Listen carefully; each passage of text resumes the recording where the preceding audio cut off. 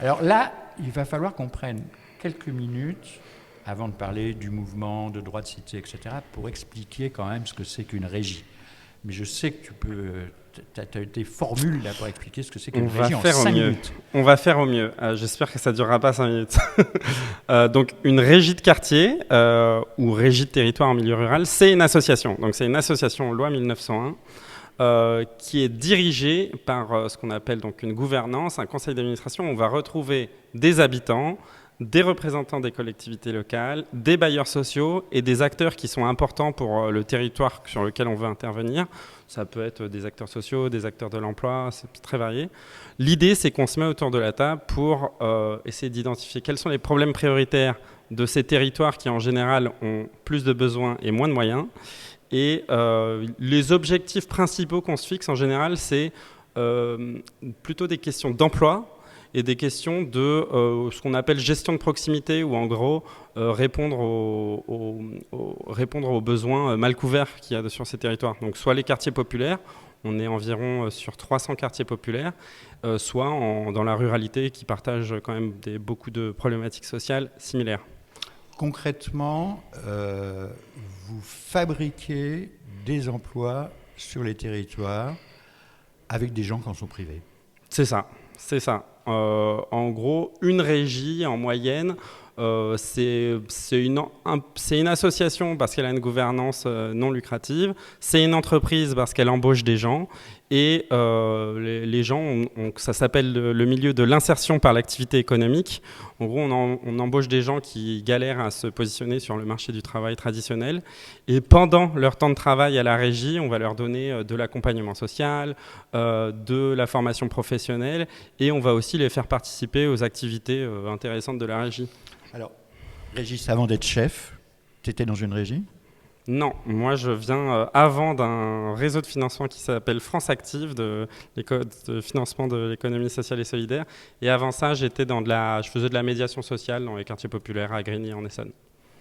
Voilà. Je connais bien France Active parce que j'ai travaillé pendant une dizaine d'années avec Claude Alfandéry. Ok, ouais. Pour créer des pôles territoriaux de coopération économique. Et puis Grigny, je suis né au Tarteret. Ah ok, d'accord. Une grosse cité d'Evry, ouais. d'Evry-Courcouronnes. De Corbeil. De Corbeil, oui, pardon, je confonds avec les pyramides. Ouais. Ah non, pas les pyramides, non, on les aime pas, les pyramides. La honte. Et il y a le meilleur maire du monde, le maire de Grigny, qui vient tout à l'heure.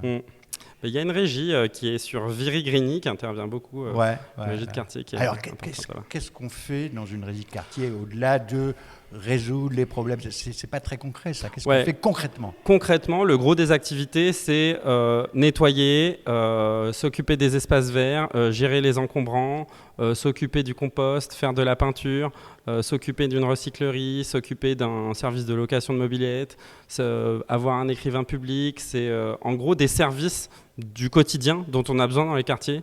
Donc plutôt que de le faire par une grosse boîte qui est là pour faire de l'argent avant tout, là on cherche à avoir ce qu'on appelle des marchés d'insertion, enfin des marchés dédiés, de la commande publique responsable, des achats socialement responsables, pour que nous on fasse des prestations et que ce soit pas juste une petite prestation, que ça ait du sens social, puisqu'on va le faire par des habitants du Vous ne coin. faites pas de l'argent, vous faites du boulot, quoi.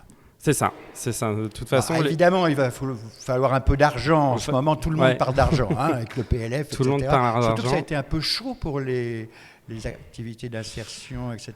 Là, dans le PLF, on avait des idées. Certains ministres avaient des idées, le premier même, je crois bien, avait des idées pas top, quoi. Il y a, dans les discussions budgétaires, régulièrement, il y a des politiques publiques desquelles on dépend, de l'emploi, la politique de la ville, donc c'est-à-dire les politiques sur les quartiers populaires ou sur les gens éloignés de l'emploi, donc qui sont souvent remises en question, ces budgets. Donc on s'est mobilisé avec plein d'autres acteurs associatifs pour que ça baisse pas autant. Ça baisse quand même. Donc il y a un gros enjeu quand même de se dire, on sait qu'il y a des choses qui marchent, comme l'insertion par l'activité économique, comme les politiques de solidarité dans les quartiers populaires, de cohésion des territoires dans la ruralité, travailler sur la mobilité, il y a plein de sujets qui sont un peu menacés, donc c'est important de voir que ça Alors, marche pas. il y a un truc dont j'aime bien discuter, puis alors tu vas me suivre là-dessus, parce que tu vas être meilleur que moi, parce que je suis pas très bon sur les chiffres. Et puis tu sais qu'aujourd'hui, si on compte pas, on compte pour rien. Hein. Mais il y a une démonstration. Alors, moi, je ne comprends pas pourquoi les politiques ne comprennent pas à propos des régies de quartier, grosso modo, pour toute l'insertion économique, et plus pour les régies de quartier, parce que c'est vraiment créer des boulots, c'est pas un stage d'insertion pour un petit temps, pour s'insérer dans l'emploi. Non, on bosse. Alors, quand on fait le calcul, une personne au chômage qui va bosser dans une régie de quartier et qui va faire un service d'espace vert, etc., plus la subvention qu'on va avoir des différentes collectivités qui vont soutenir, on est gagnant sur une personne au chômage. En termes d'argent public, effectivement, c'est assez intéressant ce que fait une régie. Donc, pour simplifier, une régie, en moyenne, c'est un budget de 2 millions d'euros. Ça sert à financer en très grosse majorité 1,6 million de salaires, 1,6 million de salaires sur les territoires prioritaires qu'on cible. Et côté modèle économique, on est en moyenne, c'est moitié-moitié chiffre d'affaires, subventions. Et effectivement, ces subventions, tout ce qui est dépensé en argent public, il y en a qui disent que c'est très vite récupéré pour la collectivité publique, puisque c'est autant de dépenses sociales qu'on n'a pas à assumer. Nous, on est comme des entreprises, donc on paye la TVA, on paye les cotisations sociales, on paye... Juste motion d'ordre à la radio, il ne faut pas taper du poing, même si oui. Tu peux en mourir d'envie Faire attention à la propos table. de sujets comme ceux-là. Oui, c'est ça qui est vraiment passionnant et que plein de gens n'arrivent pas à comprendre. C'est qu'on est vraiment gagnant. Et on va aborder un autre sujet que tu connais bien aussi, c'est qu'on est gagnant financièrement, mais rester au chômage pendant très longtemps, dans son quartier ou dans sa famille. Moi, j'ai des copains, ils n'ont jamais vu leur père bosser. Ça, le but, c'est d'essayer de trouver des solutions d'emploi pour tout le monde. Il y a des solutions pour, par exemple, même travailler avec des personnes qui ont des problèmes d'addiction, des personnes qui subissent des violences dans leur domicile, des personnes qui sont à la rue. On peut prendre en charge les gens si on se donne les moyens. Évidemment, c'est des coûts sociaux évités pour la collectivité. Pour autant, ce qui rend peut-être difficile, c'est que une régie, elle travaille avec plein d'acteurs publics. Elle travaille avec le ministère de l'Emploi, avec le ministère de la Cohésion des Territoires, avec la ville, avec le bailleur social, etc. Et ce qui fait que, en fait, les économies faites pour tout le monde, en fait, c'est concrètement pour tel ou tel financeur public, il ne le voit pas dans son porte-monnaie. Donc je pense qu'il y a plein de petits porte-monnaies qui se ferment parce que les économies, elles sont pour tout le monde. Donc c'est peut-être là-dessus où les coûts évités, si on a besoin de le marteler partout, qu'effectivement c'est plus rentable d'apporter des services aux gens, de ne pas les laisser dans la galère, de leur trouver des solutions. Donc on sait qu'il y a des choses qui marchent, mais on est obligé de se mettre à plusieurs pour le financer et pour que ça marche. Une régie, de toute façon, ça ne se fait pas tout seul, ça se fait en groupe, et on travaille avec le reste du tissu associatif pour trouver des solutions à des choses sur lesquelles nous, on n'est pas spécialistes.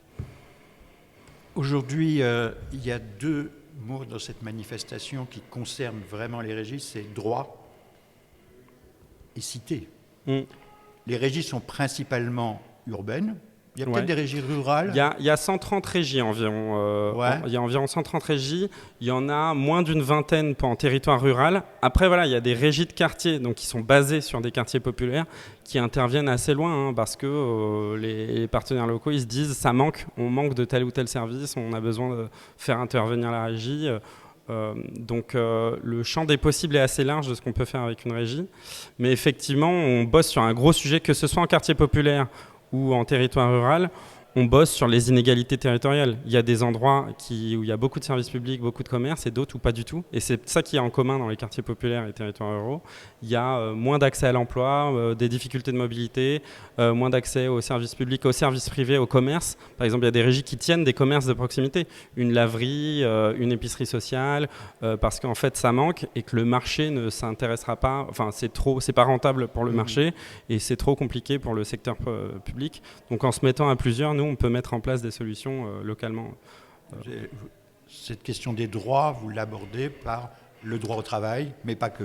Ouais, donc il y a c'est le travail global, quoi. Oui, c'est ça, le droit au travail, oui, le droit à l'emploi, surtout en partant du principe que personne n'est inemployable, que tout le monde mérite aussi un droit à la formation continue, parce que pour pouvoir continuer aussi dans sa trajectoire personnelle. Donc on investit aussi beaucoup sur la formation. On a notre propre branche professionnelle donc qui nous permet de surfinancer la formation professionnelle. Comme ça, on s'assure que les gens ils ont accès à la formation professionnelle, formation continue, pour aller sur d'autres types d'emplois.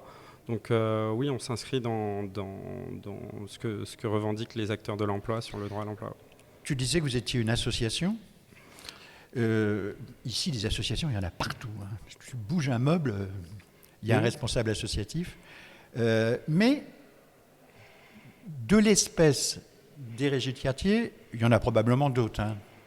Avoir cette compétence multiple, être une entreprise, être une association, faire de la coopération, comme tu l'expliquais, ça a été un des sujets des débats ce matin hein, sur comment coopérer. Comment vous vous sentez avec les autres associations ? On vous comprend, on travaille quand même assez bien, hein, parce que le but, c'est de ne pas se faire la guerre, de voir sur quoi on est complémentaires. Je ne parlais pas de guerre, mais est-ce qu'on comprend qu'une association peut avoir ce type d'activité ?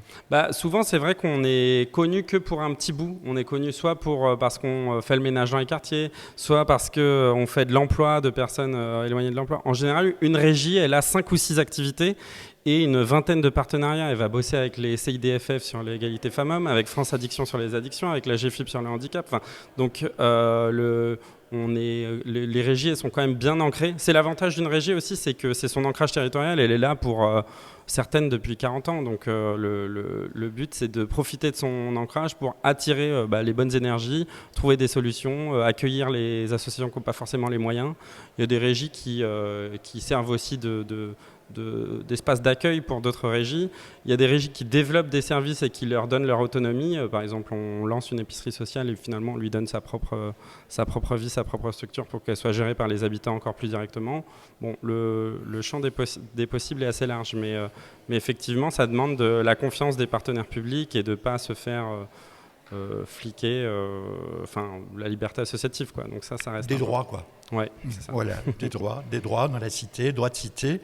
Merci en tous les cas d'avoir bien voulu participer à cet entretien. J'ai encore une ou deux questions à vous poser, à moins que vous ayez l'impression, ou tu aies l'impression, qu'il y a quelque chose qu'on n'a pas abordé sur les régies de quartier, et ça me ferait vraiment de la peine qu'on ait oublié quelque chose. Je ne sais pas ce qu'on a oublié. Peut-être où est-ce qu'on en est, parce que c'est un vieux réseau, vieux réseau, il a une 40aine d'années. Ça commence. Et donc il y a plein de gens qui les ont croisés par-ci par-là. Donc souvent ce qu'on ne connaît pas, effectivement, c'est un peu l'ampleur. Bon, j'ai dit la taille moyenne d'une régie, 2 millions d'euros, mais sur toute la France, ça représente plus de 12 000 salariés. Donc c'est quand même beaucoup de gens qui se démènent tous les jours. Et sur 130 assos. Et on en trouve partout. On en trouve en Outre-mer, par exemple. Enfin, il y a le champ des possibles de ce qu'on peut faire avec une régie est assez exceptionnel. Je pense en Guyane, il y a une régie qui travaille sur la transmission de la culture afrodescendante des descendants des Marrons, des Bushinagés. Donc là, on a une nouvelle régie qui est en train de se lancer sur les métiers du vin dans Lyon. Hier, j'étais sur un site de maraîchage juste à côté d'un quartier. Donc, ce qui est assez enthousiasmant, c'est qu'on sait faire beaucoup de choses. Par contre, encore une fois, voilà, il faut qu'il y ait de l'engagement de chacun, le bailleur, la puissance publique, les habitants, les assos du coin. Et là, on peut faire des choses. En 1 minute, l'avenir pour les régies, c'est quoi ? De disparaître ? Ah non, l'avenir, ça sera de continuer puisque... Non mais je dis disparaître, c'est qu'il n'y a plus de chômeurs et que les gens aient tous du boulot et que... c'est pas, justement, il n'y a pas que l'emploi, il y a aussi des services de proximité, c'est avoir un outil à la main où les habitants sont au même niveau que les institutionnels. Par exemple, on fait en sorte que les régies soient présidées par des habitants, que le collège habitant soit plus important que les autres collèges pour qu'il ne soit pas mis en minorité. Donc il y a aussi une question de co-gestion où les habitants ont voix au chapitre et qui puissent co-décider de ce qui se passe pour leur territoire, là où on a le plus de besoins. Au-delà de l'emploi, des habitants sur un territoire qui co-gèrent, décident, coopèrent pour faire vivre le quartier ? C'est ça.